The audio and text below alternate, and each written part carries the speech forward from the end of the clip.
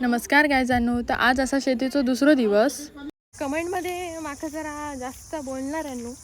आज आमचं भात कापणी सॉरी भात झोडणी आहे, त्यामुळे माका जरा मस्ती आहे कारण जरा पावसाचं वातावरण दिसतं आहे बघा, त्यामुळे माका काही खरा वाटणार नाही.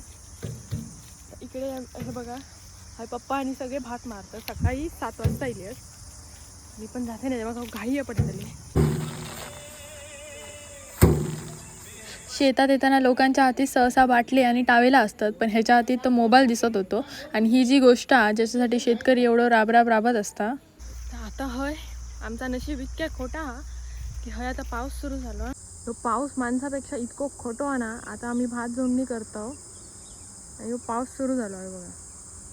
हे बरे सगळे कवळे सुकलेले ते नाही करून टाकले. आणि एखाद्या गोष्टीक बघून घाबरलो तो शेतकरीच कसलो म्हणा, मग असा म्हणून सगळा काम परत सुरू केल्यानी. आणि प्रत्येक गोष्टीत झील माणूसच पुढे किती आहे, बाल माणूस पण पुढे होया कामाच्या बाबतीत. म्हणून मी पण वाईच कामाक लागलोय. आणि मग काय हैराण झालंय, करकरलंय, तसा सावळे खाली येऊन बसलोय. पण काय आहे म्हणा, मोठ्या मोठ्या कंपनीचे AC फेल असत ह्याच्यासमोर.